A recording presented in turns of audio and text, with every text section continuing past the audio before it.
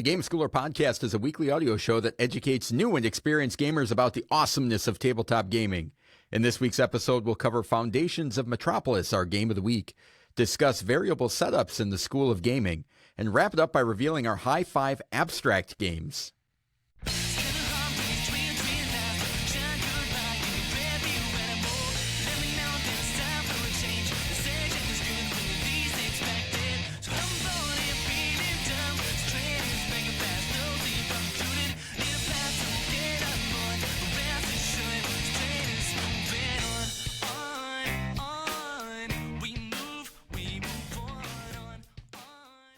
Welcome to the Game Schooler podcast. I'm your host, Doug Kotecki, along with my co-host, the esteemed Dr. Michael McCabe. How's it going, Michael?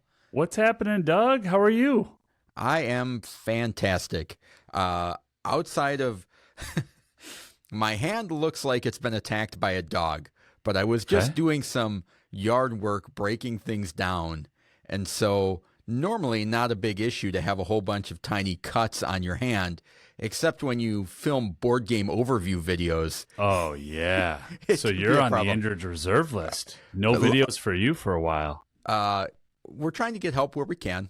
Gloves, makeup, your own children. Yeah. You're going to... So if there's a white glove video, don't be surprised. There won't be. I tried to use my left hand, which was less injured than my right. Yeah, that's tough. Those injuries are tough. And, you know, if you get...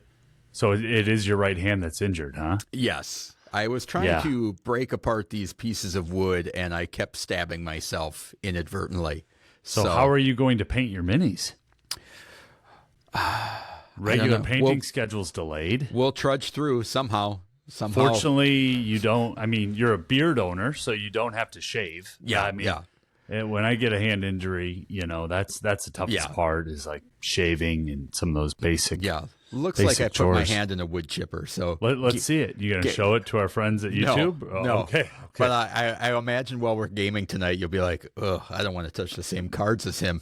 Do not put your hand in a wood chipper. Okay. No. If somebody was motivated based on what Doug just said, don't do that. Motivated. Yeah. Out of all the awesome things we're talking about, that you would think about what you can gain by putting your hand in a wood chipper. You are an influencer. So I just want to make sure that we're getting our disclaimers out there loud and proud as well. We've got a lot to talk about today. Any other non-board game related injuries or incidents that you need to share with our listeners? No, I'm good on that front.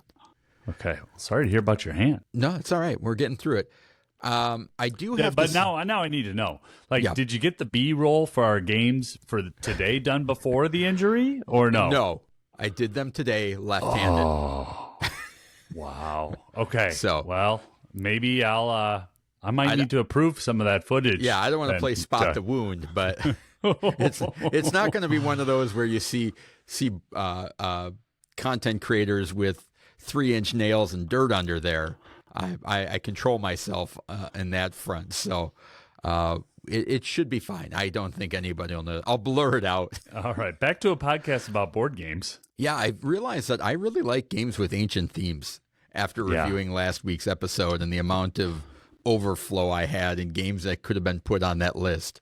That's the only real follow-up I have from last week. How about you? Yeah, and I wasn't being sarcastic about games with ancient themes only designed by the good Dr. Reiner Knizia. I mean, you got Yellow and Yangtze, Tigris and Euphrates, which are different games. You've got Tutankhamun, which has been a game of the week. You've got Ra. I mean, those are just 4 off the top of my head. So I'm right there with you with ancient games and many on the list that I'd like to replay.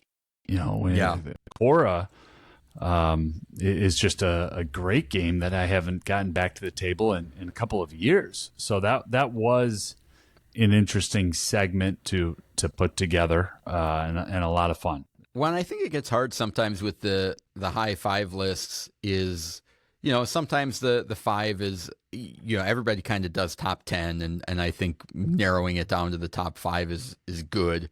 But sometimes it's almost like I wish I could talk about games that are 10 to 15, like in that range. It's like, yeah, you've got your 5, and then there's the 10 that you want to talk about. And then sometimes in a game like that where it's like ancient themes, is like, I wish there was a way that I could talk about these other games that are good. They're not my favorite games of all time. They're never going to win out against what I put in the top 5, but they're still awesome games that are cool.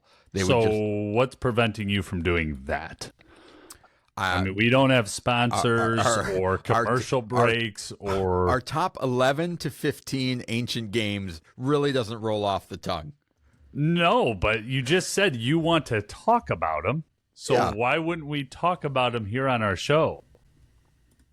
Well, that's a great question, Michael. We'll dive into that off the air. Okay, I'm not trying to give you a hard time here, Douglas. I'm just curious about what's preventing you from talking about awesome games. No idea. Interesting. No idea. Interesting. Right, any follow-up for you? Well, I know what I'm adding to our run sheet the next time we don't have a high five. Our top 9 through 10 ancient-themed games. Some pretty good ancient-themed games. Yeah, there you go. just okay ancient-themed games. And we like them anyway. Yeah. No, I don't have any follow-up from last week. No, I'm ready to just jump into the show proper. Do you have anything for what's awesome with gaming? I just wanted to throw a shout out to the great group of supporters that we have that are cheering us on in the Discord and watching the videos on YouTube and subscribing and leaving comments and things like that. It really means a lot to us, and you don't get to episode 216 without that kind of support. So I wanted to just send out some appreciation and love to those folks that are fans and listen every week. We appreciate it. What about you? What's awesome for you, Michael? Man, I've had the same 2 games set up on my table, and just playing them repeatedly. And sometimes by myself, sometimes if I pull in random family members to play as well. And one of those games we get to talk about today in our Game of the Week segment. So I've enjoyed that part of the hobby, the solo gaming, coming back to the same game, revisiting it. And that's one thing I'm really excited about today's show. I'm excited to talk about one of my favorite games of all time. So yeah. I mean, one thing that you could do is you could try to invite all the roofers in that are knocking on the door and see if they want to play a game. Those of us in the south central Wisconsin got a little bit of a hailstorm last Friday. And Friday morning, about an hour and a half after that happened, I, no lie, had 5 knocks on my door from various roofing companies trying to do work. So if you're looking for new game players, maybe you could say, I'm entertaining an estimate from you if you'll sit down and play Foundations of Rome with me. You've just been waiting for that. Somewhere you scripted that out. It's on your sheet. Yes, it is not. You don't think that's a good way to get new players in? That storm was scary. And I don't want to do weather reporting on a board game podcast, but it's the first time since 2007 that the state of Wisconsin had hail damage that rose to the level that we saw this past week. And yeah. So, well, and how many miles apart are we?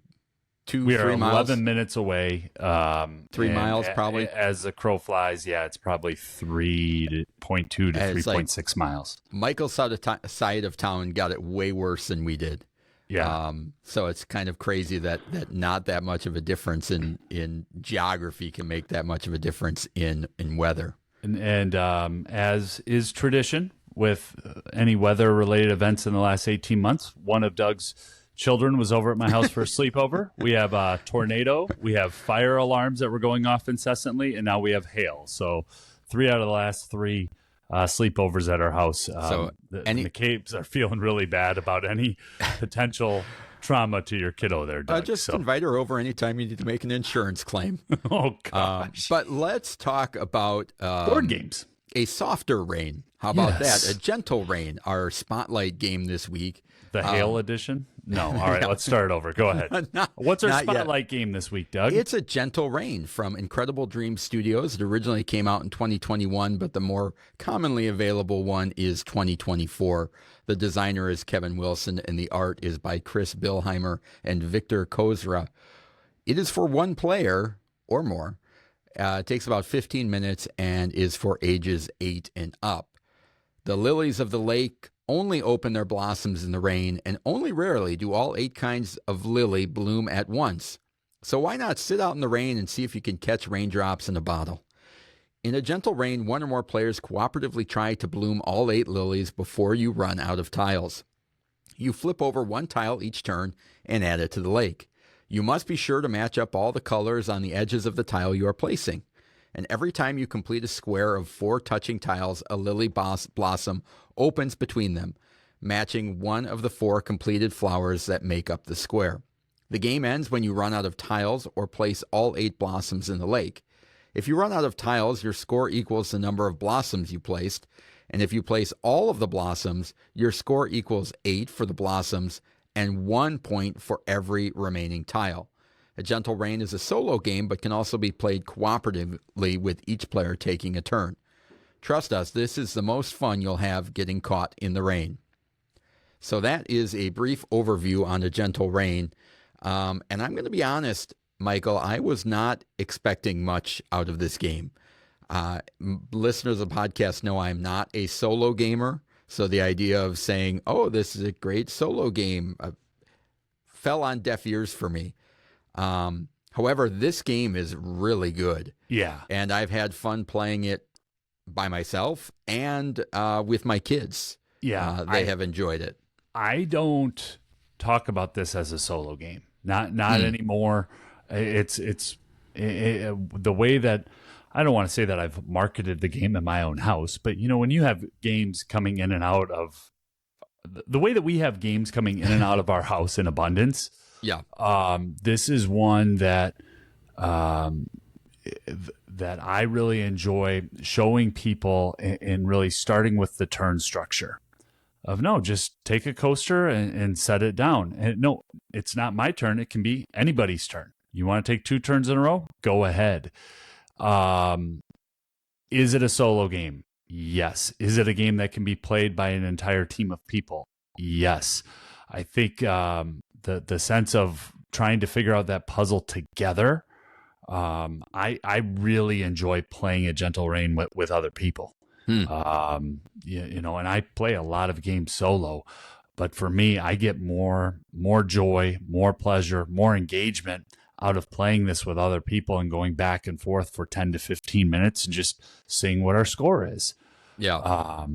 It's for me, if I'm playing it individually, it's a lot of work, and it shouldn't be, but my competitiveness, my goal oriented of, I need to beat my high score. I know that when I played this game 75 days ago, I scored 16. I got to get higher than 16. And whereas if I'm playing with another person, it really does kind of soften, and the flow of the game and the back and forth shines. And maybe that's just unique to me as a horrendously hyper competitive solo board game player. But playing with other people, man, that's where this game has really shined for me over the last several months. Yeah, I'm the exact opposite. I mean, for me, this is a solitaire replacement. And for a guy that doesn't do solo games, the thing that I don't really care about solo games is the amount of setup, bookkeeping, and just that the processes of, okay, how do I score? What, is there a bot I need to be managing? What am I doing on my turn? That type of thing. And that dissuades me from playing a solo game.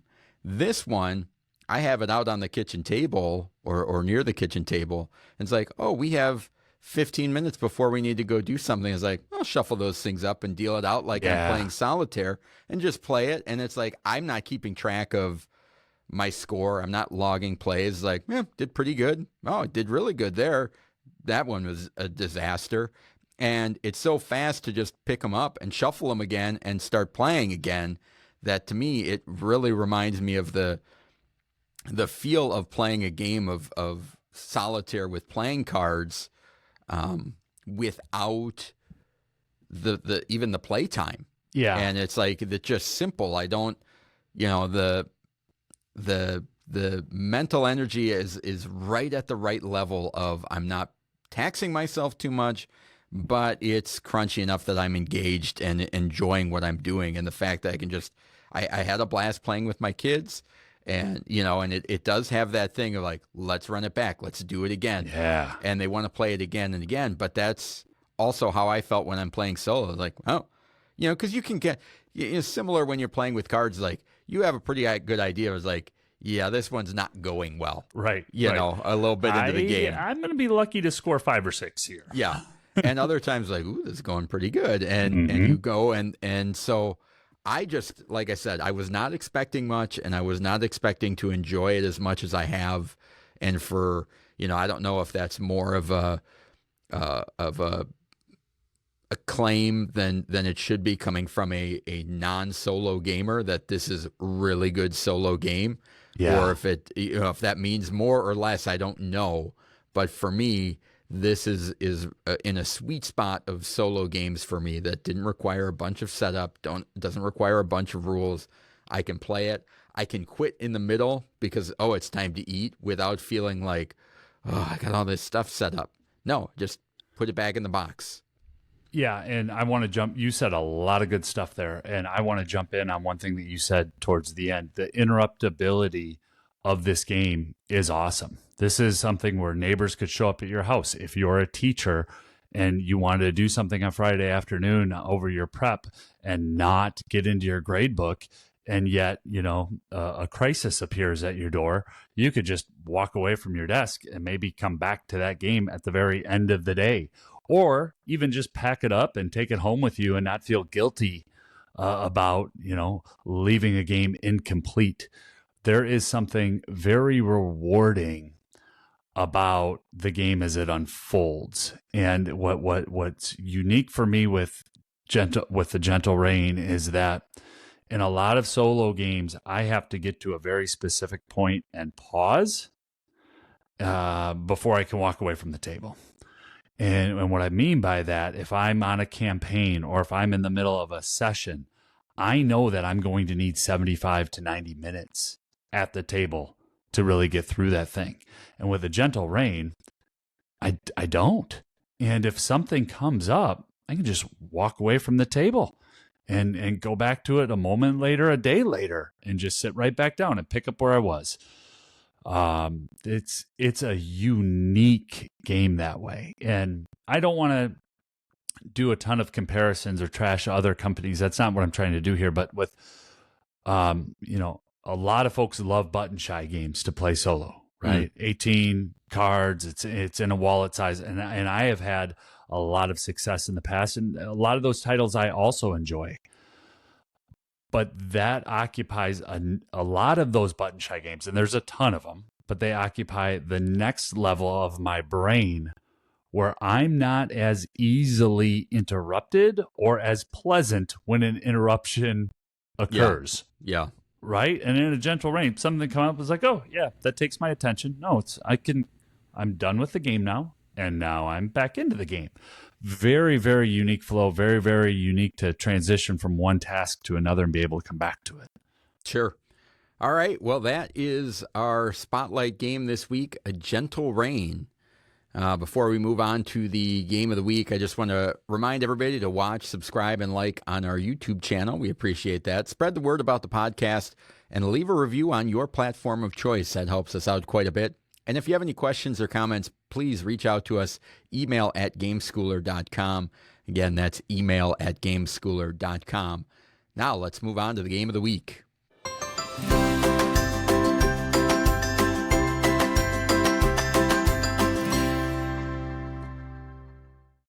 The game of the week. The game of the week is an in-depth look at a family-friendly game we think you should try if you get the chance. This week's game is Foundations of Metropolis, designed by Emerson Matsauchi and published by Arcane Wonders. Released in 2024, playtime in under an hour, 2 to 4 players, ages 14 plus by the publisher, and 8 plus by Board Game Geek, the Board Game Geek community. This family game is the 4th game of the week featured by Emerson Matsauchi. Doug, give us the overview. Well, now is your chance to become the greatest city planner ever. Your choices will impact Metropolis's citizens long after you complete your work. In Foundations of Metropolis, you and your fellow architects will compete over 3 rounds of buying deeds and constructing new buildings to gain the most prestige. Each player starts with 6 random deed cards and places lot markers of their color onto the main board, corresponding to the deed cards they received. And then the game begins. On your turn, you can take one of 3 possible actions. One of the actions is to buy a new deed. Pay the coin amount above the deed you wish to purchase and take the card. Then place one of your lot markers on the board. But be careful, you may not take this action if all your lot markers are already on the board. The second possible action is to construct a building. Take a building from your player board and place it on the city board where you have adjacent lots in the shape of the building you're replacing. Buildings give you bonuses, including residential buildings that increase population. You can even build over an existing construction, provided the new building is larger than the original. The last action you can take is petitioning the city council for more money and taking income. You'll gain 5 coins plus the value of any commercial buildings you have in the city.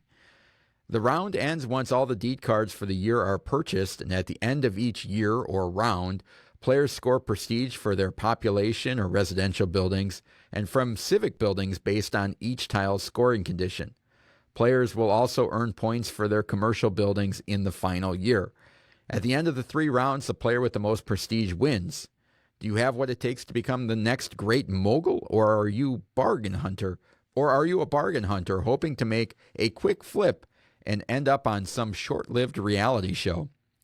So that is the overview of Foundations of Metropolis. What do you like about the gameplay, Michael? This is one of my favorite games. It's a 10 for me on Board Game Geek, and it has been over time. There's a multi-dimensional competitive aspect with this game in which I see it playing out in 3 different aspects. 1, I'm competing against others.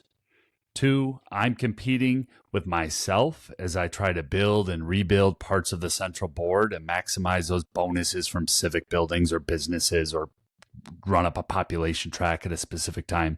And then 3, I feel like I'm competing directly with the game as those lots of cards are revealed and as I'm budgeting and my bidding and those decisions are made.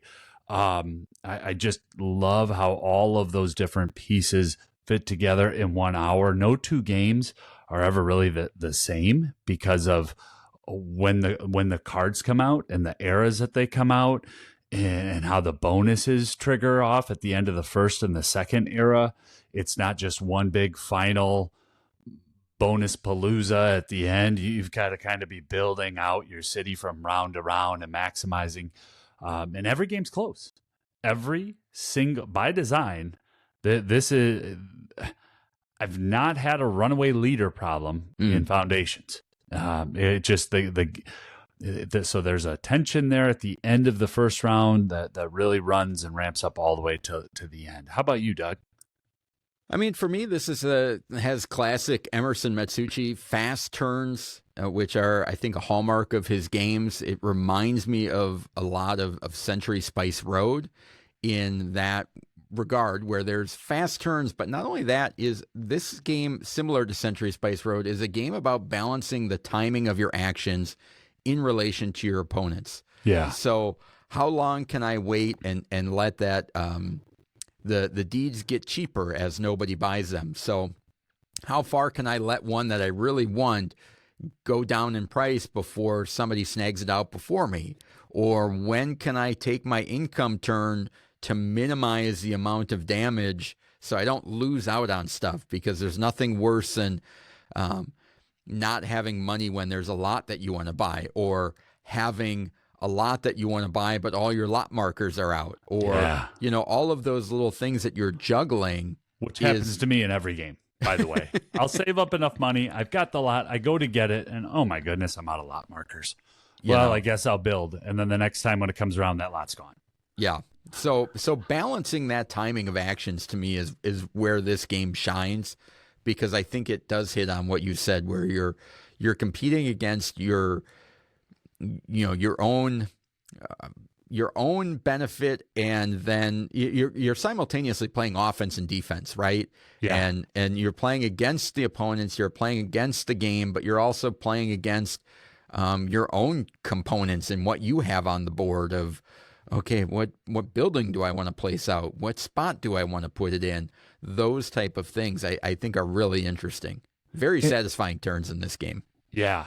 And an incredible catch-up mechanism. And I'm going to try to kind of explain it, especially for folks who haven't played it. But so if I butcher any of this, Doug, make sure you just interrupt and correct me, okay? But at the end of each round, whoever has the most population in the city is going to get their score that they scored. So you're going to count up your citizens. And then at the end of the first round, you're going to get a 4-point bonus. And that's the points that you're getting at the end of the first round.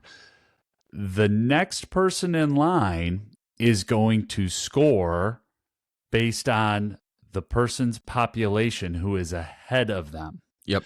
So let's say that it's 10-8 at the end of the first round, and Doug's always ahead in population, right? So Doug's going to get 10 points for his 10 points and then a 4-point bonus. So Doug's going to get 14. Well, I'm an inefficient loser who was only trying to stack up businesses, but I only had like 2 population. I'm going to get the 10 that Doug had. And in a 2-player game. In a 2-player game. If there's a third player at 8, you would get the 8 points. I'd get the 8. And that third, because you're assuming that I'd be last. I love what you did there, Doug. Thanks for walking through You're the one that our gave previous games. No, hey, I'm with you. But the rules clearly state you have to score at least one population to get on the board. So in a 4-player game, there can be people racing on that last turn of the first round just to get one person out on the board and breaking up what could potentially be, a nice little 2 or 3 banger tile bonus to just get that one out there. And I love that. I love how how those bonuses, you're just perfectly incentivized from within the round and at the end of round this game. Yeah. Well, and some of the buildings are the civic buildings score points by what's adjacent to them, and so and you score those every round, every year that they're out there. But it's like one of those things where you don't want to put something out too early, because then everybody around it is not going to put the building type that you want next to it. So it's like if you get one that's scoring you points based on being around residential buildings. Yeah. You put that out early and you're like, hopefully I'll get to score this several times throughout the game. But it's like, people aren't going to put population buildings, residential buildings there if they can. So trying to find the right time to put those civic buildings down and kind of catch people in a situation like, you're not going to be able to change that building now, and now I can put it at what I want is another little wrinkle there as well. What do you think about the production, Michael? I think it's awesome. I was really impressed with it. My entry into this universe was Foundations of Rome. And when I sat down and played Foundations of Metropolis, I instantly had buyer's remorse, Doug, because, and usually for me, buyer's remorse is I've overpaid for a board game, right? Well, I played your copy of Foundations of Metropolis right after Game Nerds had Nerds Day, and I let a $27 deal walk right out of my cart because I was like, I can't justify this. Doug's got the game. Why would I need to get the game? And then when I saw it, how everything fits together and the tiles are clear, I had no problems with the colors. They fit back in the nice little insert. Really impressed with the production in Foundations of Metropolis. I thought it was going to be a little bit chintzier. I really thought it was going to be, there's Foundations of Rome, and so this is going to be, entry level. And I think Arcane Wonders did a great job with the production of Foundations of Metropolis. How about you? certainly for a retail game, it's awesome. You know, Yep. there's things in this game with the dual layer boards of where all your tiles fit in and where your lot markers fit in. Those are kind of things that I guess are becoming more commonplace, but something that you would kind of expect to see in a Kickstarter or a crowdfunding deluxe version of a game. The artwork is vibrant. It's easy to see the colors on the board from the different players. Yep. And the storage solution is streamlined as well. As it exceeded my expectations. I think I'm in the same boat as you, and I think it leads into kind of the things to be aware of, the elephant in the room of this is based off of Foundations of Rome, which was the original game that came out. And one of the benefits of Foundations of Rome is, or the differences, I guess, is that all of the tiles that you're placing out in Foundations of Metropolis are represented by miniature buildings in Foundations of Rome. And everybody gets a tray with the deluxe things, and your buildings are about an inch off the table. When you set them up, you're making a big 3D city.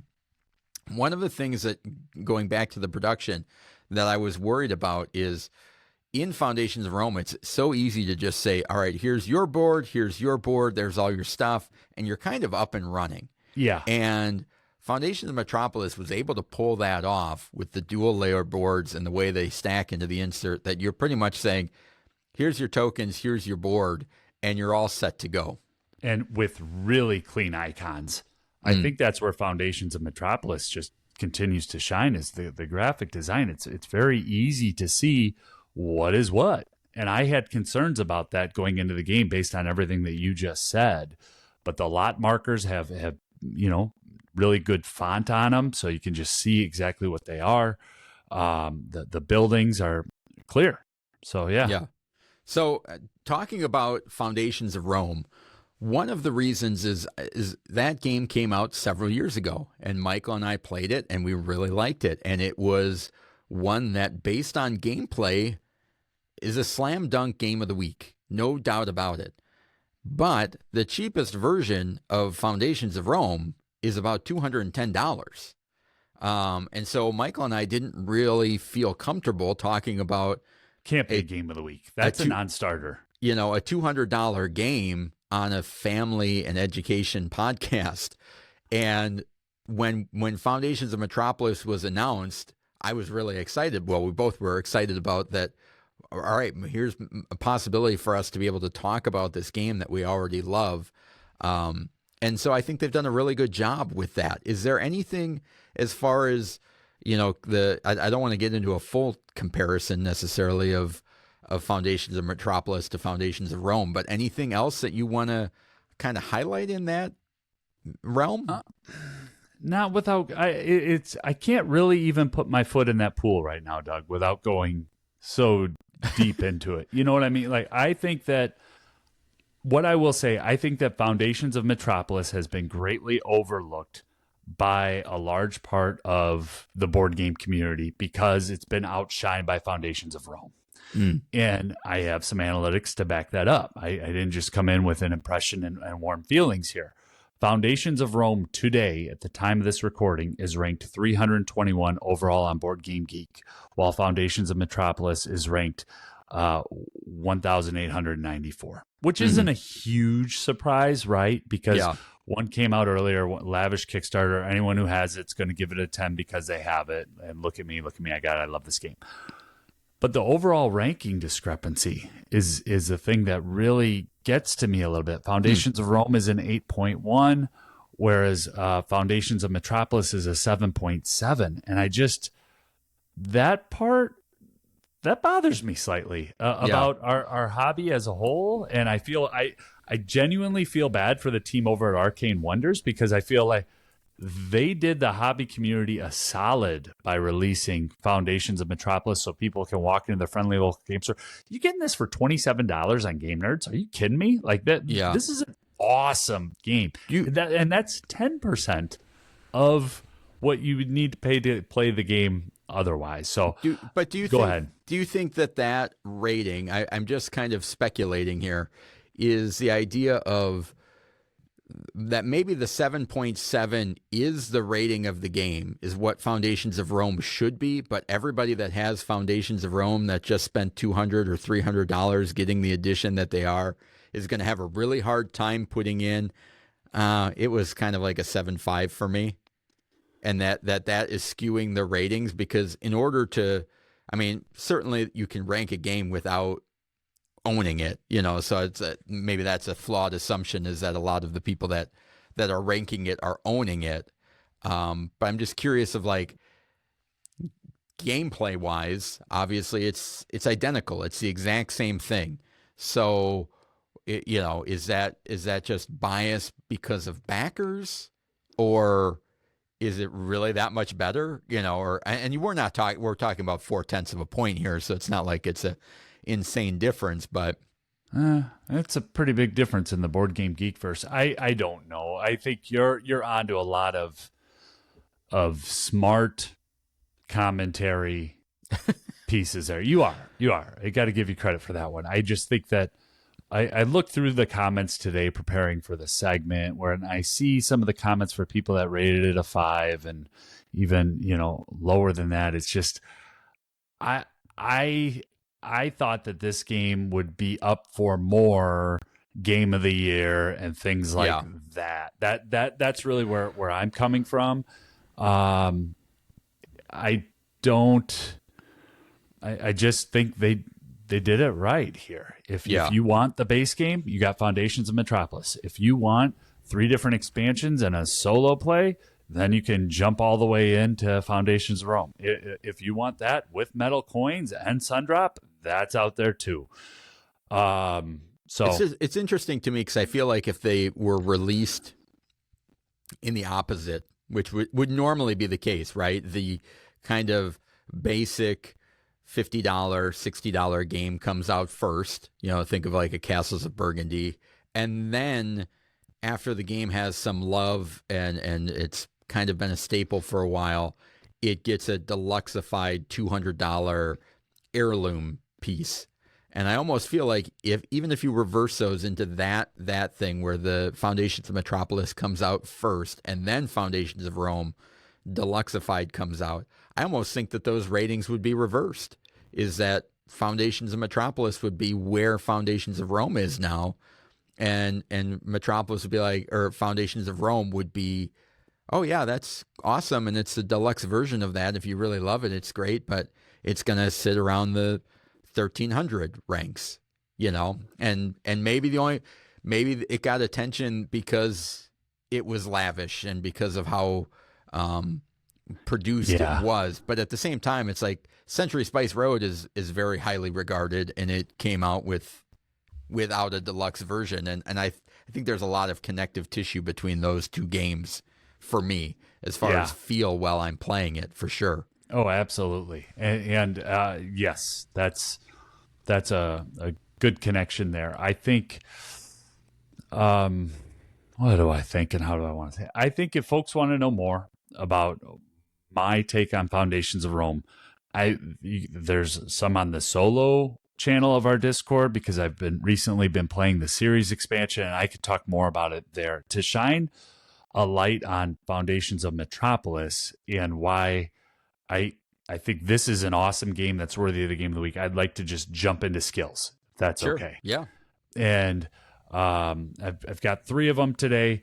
There are 3 that I've talked about a lot over time, but not together. And the first one is time management. And we define time management as a game that improves a player's ability to organize and plan how long they spend on specific activities before running out of time.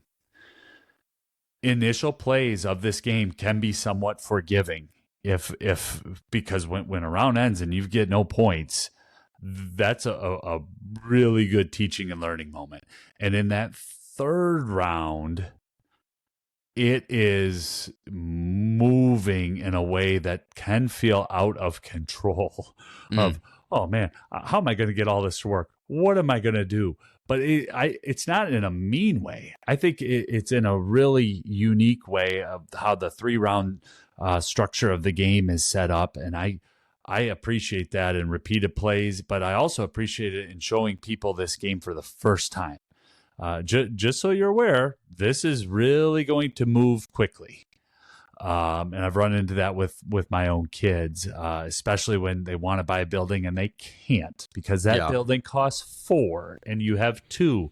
But I don't want to take income. I'm going to get income on my next turn at the end of the round. Well, this is the choice that you made. So that's the first skill. And I know there's a lot of other sub skills connected to that one, but I really enjoy the time management Foundations of Metropolis. Well, and I think it's one of those things where as the game goes on or you get towards the end of the round, it really becomes apparent the steps that you need to take in order to do what you want to accomplish. So it becomes apparent that it's like, well, I need the lot first. Yeah. And then I need to replace those lots with buildings. And if I want to get this bigger one out, that's another turn to replace the building I already just placed out because I got a new lot. So it's like you're looking and you're like, that's 4 turns down the line before I get to that end game. And there's only 3 cards left. Yep. So it's like, I hope people aren't buying those lots or, and that type of thing. It becomes very quick of like, you want to do more than you can on a turn, but not in a restrictive way where it's like, oh, you can't do any of these things. It's, okay, I can do them. I just need the time to do them. And okay, I need another turn. And the turns go by fast, so it seems like that, but you're so fast. Always looking at that stopwatch of the deck to see, okay, how many deeds are left? Do I have enough time to actually pull this move off? And then maybe it's like, I don't know if I can. Maybe I'm just going to pivot to this smaller building. And I really like that. Time management's a great skill. And can I do one more and then send it back to you? Is that sure. Okay? Because the next skill that I have is observation, a game that rewards careful watching of details and behaviors in order to understand or arrive at a judgment. This cannot be a head down individual. I'm only worried about what I'm doing in order to score well. I really need to be looking at what other players are doing at the table. Because if nobody else has money, then I know that some of those cards are going to slide down to me. What Doug just mentioned, at the end of the game, if there's only 3 cards left and one person is sitting with $12, they're going to be able to buy out those 3 cards. And I know at most I'm down to my last 3 turns here. And that sense of observation about it's not just what I'm doing and how am I going to maximize my deeds and scoring and all that and have fun in these 3 rounds here in this 45-minute game. It's also about what are other players doing that's going to inform what I'm able to do. Yeah. Yeah, when you're talking about that, the observation, and I think what you just talked about, those 2 skills lead into my first skill, which is resource management, but it's not the way that you think. And Me or our listeners? Now I'm genuinely excited. Both. Okay. Resource management is a game that boosts a player's capacity to efficiently and effectively oversee available assets. So normally when we talk about a skill like resource management, you talk about, okay, you have money in this game, right? How do you spend that money? Of course, that's part of it. And acquiring the lots, and how do you fill up those lots with the buildings? Your buildings are your resources. But to me, the biggest resource in this game is the actions and when to do them and how. And I just talked about it a little bit on, do I have enough time to do these things? But it's like, when is the best time to manage my available actions to take them to be the most efficient? Is this a time where I can take income where I know nobody's going to steal the tile that I want? Is now the time to upgrade my building or spend a little extra for a deed because I'm not sure if it will be there? And that kind of management of your actions as a resource, because they are finite, you will run out of them. And the game and other players are working against you the entire time, and managing that resource, that commodity that you have, is huge in this game. That's awesome. Yeah. The last skill, you going with one more? Should I? Sure. No, you go ahead. Last skill is goals, a game in which players have clearly defined victory conditions that they must work towards. The game does a beautiful job of clearly outlining how you score points. And so I know in my first play, at the end of that first round what my goals are. And based on what Doug had just said, because of the resource management and how I can't plan out a full game with perfect information because I have other things competing against me, it could take a long time to master those goals. This is not a game that I get bored with in repeated plays. What do you have, Doug? The last one I've got is spatial perception, and that's a game that strengthens a player's understanding of the spatial relationships with the objects in their environment and themselves.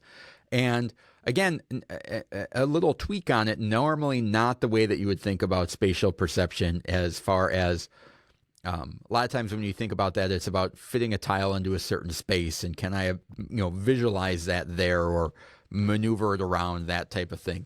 This one has two different aspects going on, which is the ability to kind of see what lots will help you. And when you don't have a marker and there's nobody in that spot, to be like, all right, I think if B5 comes up, that's a really good one for me to get, right? And kind of keeping those in your head while you play. In addition to sometimes when you put down a tile and you put down like a 2x1 tile, like a little residential house or whatever, sometimes your brain gets locked into the idea of like, oh, well, that's done.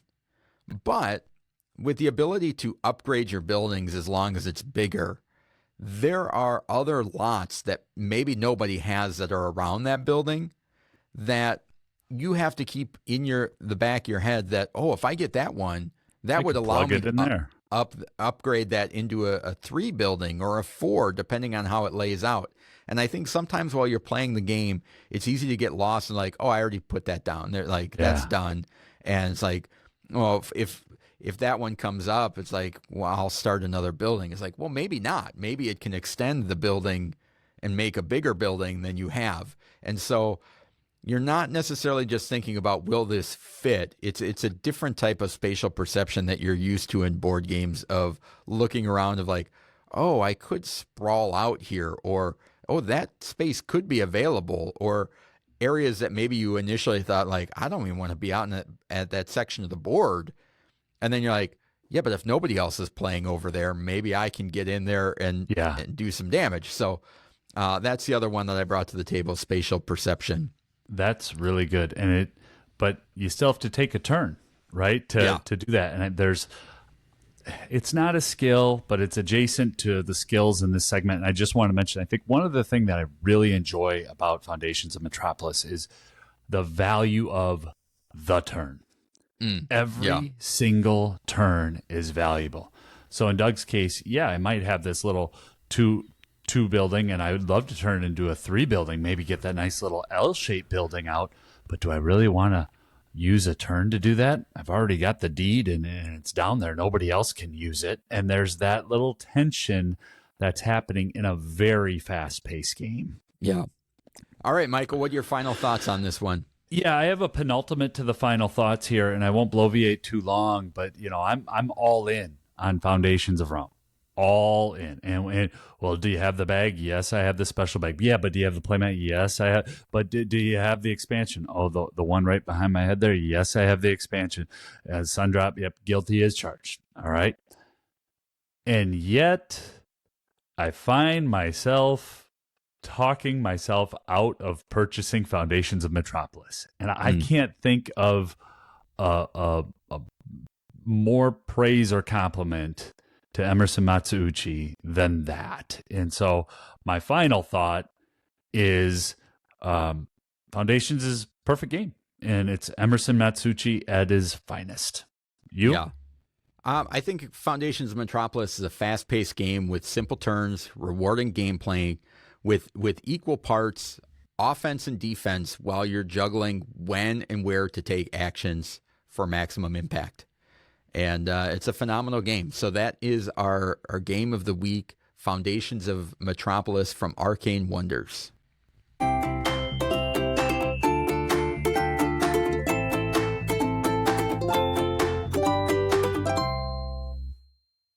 The School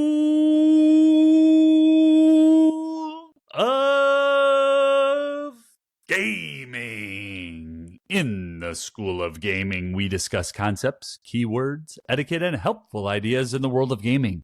This week, we discuss the pros and cons of variable setup. Doug, lead us into this segment. All right, so first let's talk about what is variable setup. And that is essentially the game changes every time you set up the game. So there are either cards that may be different, maybe different boards that you're playing with. Some cards you use, some cards you don't, various modules, things like that, that will change the way that it's set up. And maybe it's just a randomization, right? It might be, you're going to be using these 5 cards, but they're going to go in different spaces every time. That may give them different values, things like that. Or it might be, out of these 25 cards, pick 5 of them. Those are going to be the ones that you play in the game. Things like that, where it's not just like checkers where you put the game out and this is how it's set up. That's how you play it. You're ready to go. It's always the same. It's never going to change. So I guess is there anything else that I'm missing on that one? Nope, you nailed that. All right. So did you get that off Wikipedia or did you ask some sort of AI bot? That was pretty good, Doug. Oh, thanks. I appreciate it. Right from your brain, huh? Yeah, I'm glad you appreciated that meandering. No, that's good. So I guess the first question is, do you like variable setup? All the time. Every day. Interesting.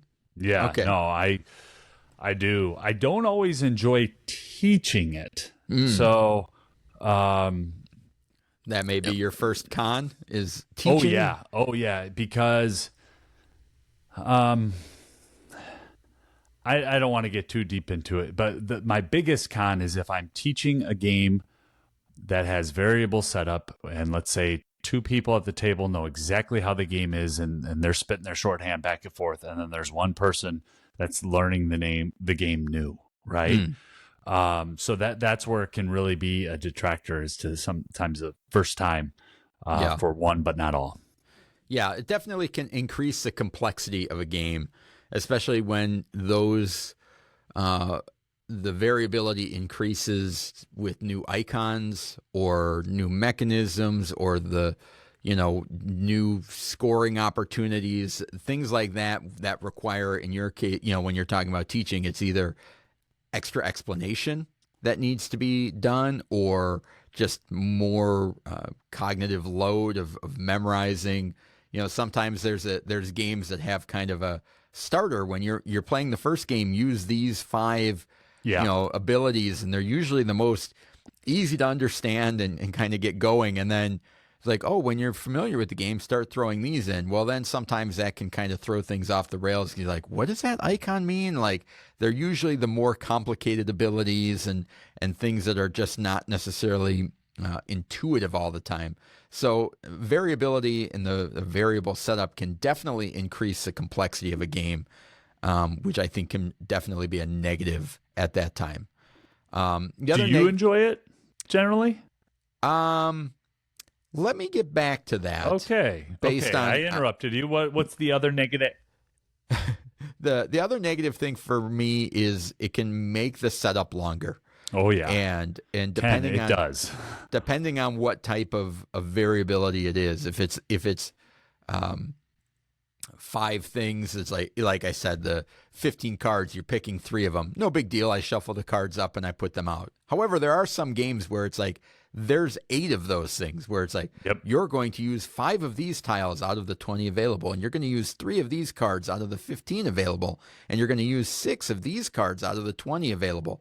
And so you feel like you're doing that, or add these 6 cards to the deck, then shuffle them and split them apart. So you can get to these things where it's like a laundry list in the rule book of this to this to this to this, and not only does it lengthen the amount of time to get it set up, but it's like it increases opportunities for things to be missed. And that complexity in setup then leads to, oh, shoot, I was supposed to have one of these cards in there. I was supposed to have 4 level 2 cards and things like that, where things get lost in the shuffle and you're just creating more variety that things can fall through the cracks easier, which I don't care for, right? Yeah. Any other negatives for you? Yeah, I have one glaring negative, and that is this can be a min-maxer's delight Mm. And there are people who can get very demanding in variable setups where they basically saying, well, this is how I'm going to play, right? Because in a variable setup, you are manipulating the starting state of the game, quoting Jeff Engelstein, not me, but from Jeff Engelstein, right? And so when you do that, there can be people who have a very particular method or way that they want to play, and they'll more or less bully their way into being able to play with that. I've not run into this with you, Doug. I want to be very clear about that. Oh, I appreciate that. At conventions, I Yeah. I stumbled into this more than once where somebody was adamant that they get to play with this character in Return to Dark Tower because they knew that if they were sitting on this end of the map with this character, everybody else was going to benefit. And I can remember looking at the guy and being like, buddy, you just zapped all the fun out of the table here. Yeah. And then a long time ago, 15 plus years ago, playing Dominion, I had a brother-in-law who shall remain nameless because I have many of them, but who This is still a brother-in-law. Still a brother-in-law, absolutely, but who demanded that we always played with the same decks in a very specific way. I'm like, man, let's get some flavor in here. Let's start the game a little bit differently. So that's my number one detractor is when people have very specific demands on. They essentially, Doug, they eliminate the variability in the setup. And they're like, this is how we're playing, or I'm not going to play. Like, well, that's another fun. thing that's kind of adjacent to that is some folks, and it's not necessarily a negative, it's just something that can happen where there are some individuals that are very good at seeing those variables and seeing 4 or 5 of them like, okay, we're playing with this, and this, and they can automatically calculate what the optimal strategy is for that. Now, I'm not that smart, so I'm just like, I'm going to plug away. Me neither, but you can see when they do it, and then you're like, oh, I know what I'm in for. And so sometimes, and that's not a fault of the players that are able to do that, great for them, but it can make it feel like, whether you're trying to think that way or not, is like, I felt like I had a disadvantage because I wasn't able to connect those dots until I saw somebody use it on me. It's like, I didn't even know that their offense existed until I got pummeled with it. And so that can be an issue if you've got some of those very quick processors that are like, oh yeah, this is, you don't do any of these other tracks because those are worthless in this game.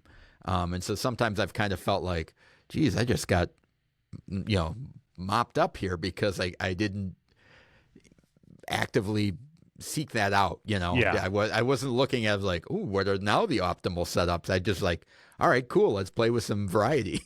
Right.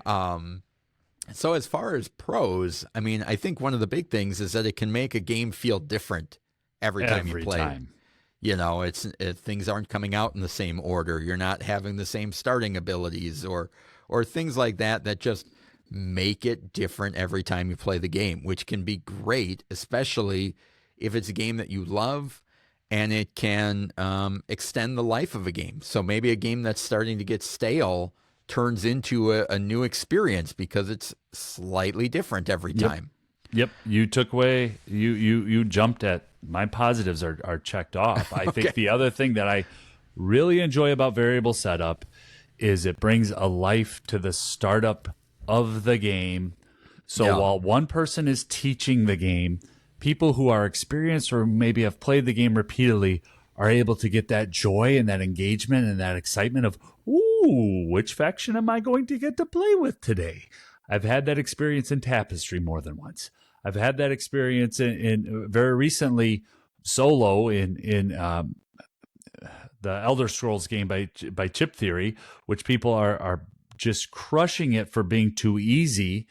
I've gone through and just randomly been like, I'll take an Argonian and a healer, and I'll just pair these two together with those two and just kind of stumble through this first session and see how it goes.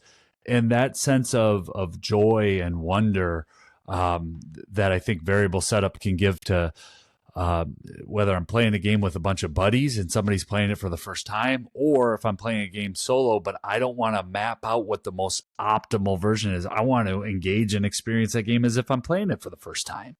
Yeah. Yeah. So getting back to, do I like it or not? To me, it's, I like it when it's simple. And I think sometimes it goes too far. And when it gets into that. You have an example of too far without crushing a specific game, or maybe just crush one game? Not off the top of my head. It's kind of like one of those things, like, it when you see it. Yeah. And where it's like, when it starts adding to the setup and the complexity and the teach, where it's like, if it's a game where I start just kind of defaulting of like, I'm just going to use whatever the starting setup they tell me. And that could be part of like, I'm not playing the games enough that I'm getting burnt out on them. That I'm like, ooh, I need to spice this up a little bit. That's just kind of the nature of the beast of what we do on the podcast, that we don't, we're not playing the same game every week for 5 weeks in a row, that we're saying, I still want to keep playing this game, but let's spice it up a little bit. So I like it when it's simple on the users, right? It doesn't add complexity. It doesn't add a bunch of setup time. But there are some games where I feel like, geez, you're making me jump through so many hoops just to get this game set up, that becomes a detractor to, do I want to get this game off the shelf? Because every time I look at it, I see, there's a lot of work there to get that up and running, and I don't necessarily, that doesn't appeal to me. So it can hurt a game when it's on the shelf, like, it's not getting played because I know what it's going to take to get it set up. Just get it started. And refreshing of, what do all the icons mean? What is that scoring thing? And, things like that. So I do enjoy it. I love the variety, but I think there's ways to do it well, and sometimes where it goes a bit too far, in my opinion. And I have one more glaring positive that I just want to bring to the segment. I think that variable setup allows for a gifted, skilled game manager, a game leader, to introduce a game to people for the first time so that others can have an optimal gaming experience. And the classic one that I'll just shout out there is Catan, right? If I'm setting up Catan and turning over the tiles, and if it comes out desert, we're going to slide that one down over here. We're going to throw in a different tile here. The variable setup can allow somebody who's experienced and knows the type of game that they want the rest of the people at the table to have an enjoyable. Yeah. Now that can go there. You can get it into control. You can get into this or that. But I'm saying, like, the gamer at the table, it allows them to really try to craft an optimal experience. Yeah. This one's going to be too complicated. We're just going to move on to the next one. Yeah, that scenario's gone. We're going to do this one instead. Yeah. No, that's a great point there. Let us know on the Discord server what you guys think about variable setup. I'd love to hear, what you guys like or dislike about it, and hear from you there. Now let's move on to the high five.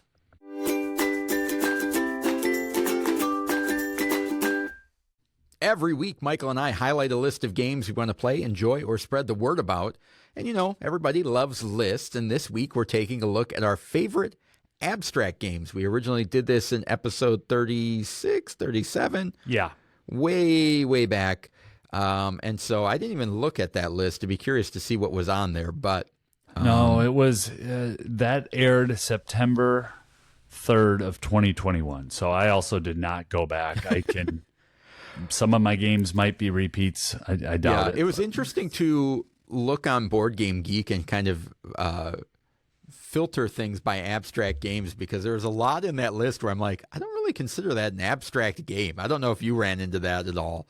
It's like that, the fine line of like, I wish I could make a list of games that all felt like as abstract as checkers, where you're just like, of course, it's just, that's abstract. There's no debate about it. Crossing number 5 off my list. Check. But some of them, I'm like looking at the list. I'm like, that's kind of a stretch to call that abstract. And to to be honest, I guess every game is an abstraction of a theme. Yeah, So, where do you draw the line? Yeah, so we're talking about, I guess, the area where theme becomes irrelevant, is not important. It may be pasted on, is a common phrasing that people will use. The idea that this game would play the same or feel just as good if it didn't have a theme and was reduced to checkers is kind of how I played it out. How about you? Well, I think you're going to argue that most of the games on my list don't have a theme, so I'm glad that you said that. Good. No, this is a very similar to our ancient themed games from last week. It's one that I really enjoy. Abstract games. I like when the mechanics of the game are the game, and what's really going on here, and how can I figure it out? What's this game about? So this was a tough one for me to whittle down. I have 6, but I'll just talk about 5, and I think I'm going to jump right in. How many of yours are card games, by the way? Because I don't have any. 0. Really, I guess. No, okay. 0. Because I'll mention something. Remind me to mention something after we're done with the list if you don't bring something up. No, perfect. So my number 5 was a 2022 Mensa Select winner. So thank you for that, Doug. You're welcome. It's currently ranked 30th overall in abstract games. It's 426th in family games, and it has disappeared from the zeitgeist, the hobby, and that is Miyabi, designed by Michael Kiesling and published by Haba.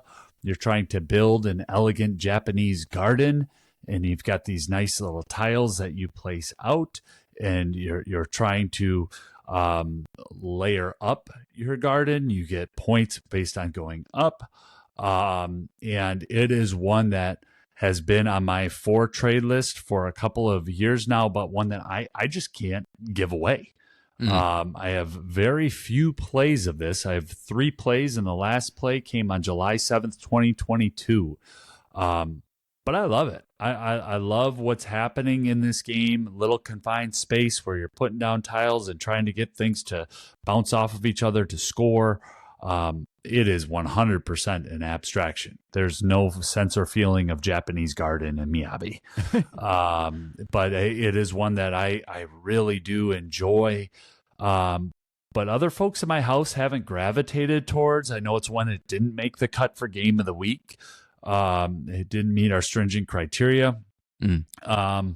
But it's a fun little game, a fun little puzzle that I really do enjoy and want to come back to again. So that's my number 5 is Miyabi. That's Miyabi. I would be curious if anyone in our Discord has had a really good experience with it, or if others have bounced off of it.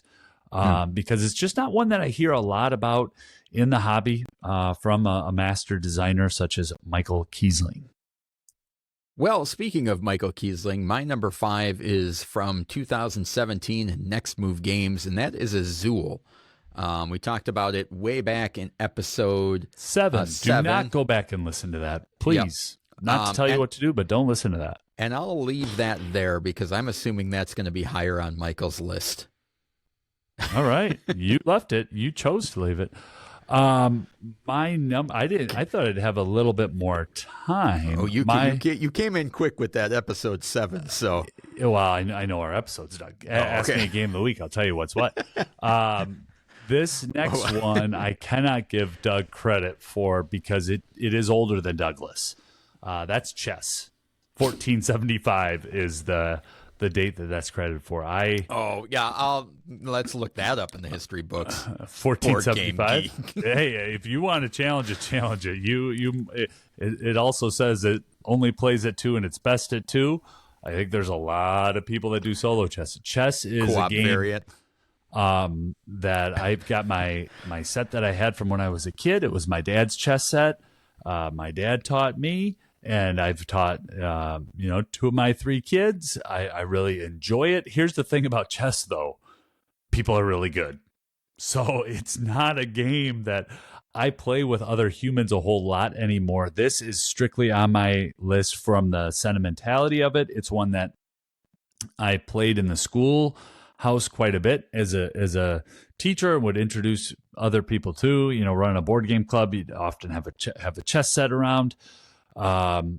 It's a fun little game. The problem that I have with it is that other people are so darn good that chess is like golf. All right, for me to enjoy it, I'm going to have to play it every single day.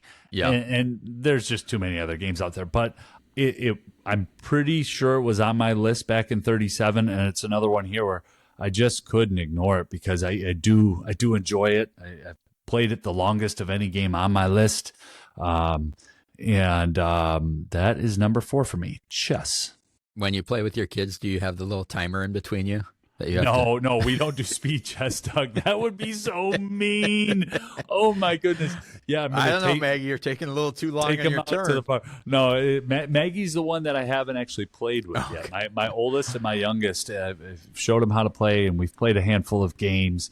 But no, we're not doing the timer, and this isn't Sean Connery in the park, man. No. All right. Well, my number 4 has a connection to this week's Game of the Week designer, Emerson Matsuuchi, and that is from 2018, and another game from Next Move Games, and that is Reef. And Reef is a game in which you're putting out very chunky little colorful pieces, trying to get them in arrangements on the board by playing a card from your hand. And you can either play the pieces or score the card. And usually I think you do both of them actually, but the pieces you're putting down are never the pieces you need to score the card. So it's that one of those things where it's like you're not doubling up and putting, I get to put a green down and how high they are, and you're trying to get different combinations. And it's a really cool game. I think fell under the radar. It kind of got dwarfed by Azul. They came out at very similar times, same publisher, and just kind of got lost in the shuffle. But a really cool puzzly game of, like I said, trying to do one thing while the card is letting you do something else. And so that's my number 4, Reef. Did you want to quiz me on what episode it was on, Doug? Was it an episode? I believe 47. It was our Game of the Week. Yeah. Huh. Forgot about that. Yeah. All right. And great game, by the way. Great choice. One I'd love to play again. My number 3, speaking of games I'd love to play again, this one has not been a Game of the Week yet. That's War Chest, designed by Trevor Benjamin and David Thompson. Artist is Bridget Indelicato, and it is published by AEG. I want to thank my friend Doug for introducing me to War Chest and also securing me my copy of War Chest that I have in my house.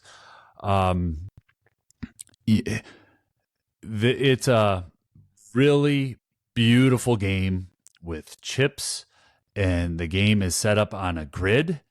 And the abstraction is your chips are basically they're different soldiers, right? So it's a bag builder where you're going to be pulling these chips out of a bag and drafting them, and then get them out on the battlefield and trying to secure victory.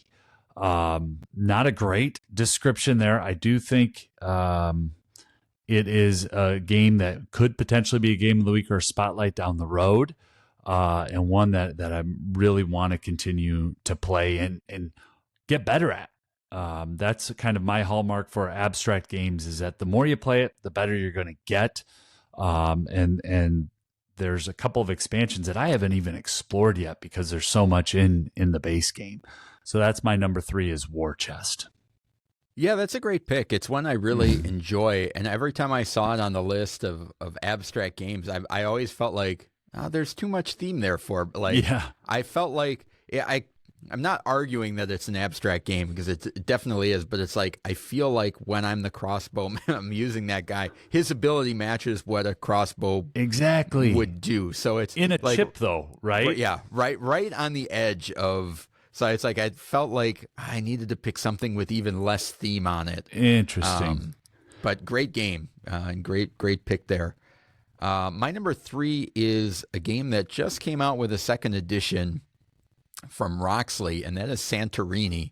The original came out a longer time ago. The first kind of well-published edition from Roxley came out in 2016. The designer is Gord.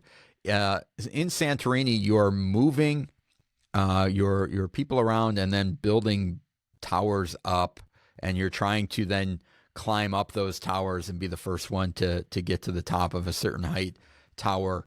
And it's a great two-player game to just go back and forth. I think the newer versions play more. Maybe it's always played more, but I think a lot of people tend to think of it as a two-player game. 2 to 4 players. Board Game Geek says it's best at 2. Yeah, it is. A Spiel des Jahres recommended game, and just kind of a fun tactical thing back and forth, trying to build your towers up and get on top of them. So that is my number 3, Santorini. Great pick. Love the Golden Fleece expansion where you can add abilities to. So the basic game is real simple and straightforward, but then there's other layers to it. Awesome pick. Number 2 for me is one that I haven't actually played in person yet, but I've played a whole lot online, enough to confidently say that Harmonies is my number 2 abstract game of this list. Was not featured in episode 37 because it did not exist yet. Harmonies was released in 2024. Designer is Johan Benvenuto. Artist is Meva da Silva, and the publisher is Libellude. And in Harmonies, you've got a grid in front of you, and you're going to draft 3, and it might be player count dependent. I guess I should have looked that up, but you're going to draft and get 3 different little tokens, and then you've got to build those into a pattern. And once you unlock the pattern, then it's going to be related to a card that is in front of you. And you're going to take a cube off of that card and put it down on the token. Sounds easy peasy, except you've got to do that multiple times to score the big points. So if I, for example, if I want to unlock a very specific pattern of, say, water and lily pad, I might get 4 points, 7 points, 16 points, which sounds awesome. But to get that third one's going to be very difficult because my board is starting to fill out. You're really constrained by the space that you have. Harmonies is absolutely fantastic. I have just not been able to get my wallet out to purchase it. It's one that I'm stubbornly trying to pick up in a trade, and I really do enjoy it. And I played quite a bit of it on BGA. All right. I'm interested in playing that one, that's for sure. Yeah, we got to get our hands on that. My number 2 came out in 2005, and we talked about it in episode... What episode did we talk about it, Michael? Well, all I know is it came out in 2005. Do you want to tell me the title? Because I don't... The spreadsheet in my head isn't like that. You should know. 2005. We haven't covered many games from 2005. We talked about in episode 76, and that is Suro, in which you are playing tiles out to the board and trying to stay on the board as long as possible. Each tile has various tracks on it. You play a tile down next to your marker and then move your marker along the track, trying to stay on the board. If you're the last person left on the board, you win. And you can play tiles down, and it may move other folks in ways that they didn't plan on. And trying to get them off the board and stay on is a really cool puzzle. And so that is my number 2, Suro. Awesome. From Calliope Games and Tom McMurtry. Very unique game, right? Yes. When I was reading here, it was originally patented in 1979 under the name, take a guess at the name. Suros? Squiggle Game. Squiggle Game. That's actually really fitting when you see that map. The Squiggle Game. So that's my number 2, Squiggle Game. Oh, that's copyright written, so better call it Suro, which was the game of the week, right? Yeah, number one for me, Doug had as number 5 on his list because I think he knew I'd have it at number 1, and that's Azul. Azul, yeah, I just absolutely love it. And I love that it continues to get talked about. I love that it's become a staple in a lot of households, even if you just have a handful of games designed by Michael Kiesling. Episode 7 is when we talked about it. My wife is awesome at Azul. So it's one of those that when it comes out to the table, if we're playing with a group of other people or if we're just playing 2-player, I'm in for battle. And we do compete when we play games, and it's one that every few months it seems to hit our table, often enough where I tend to not even log my plays all the time in BGG, which says something else about the game.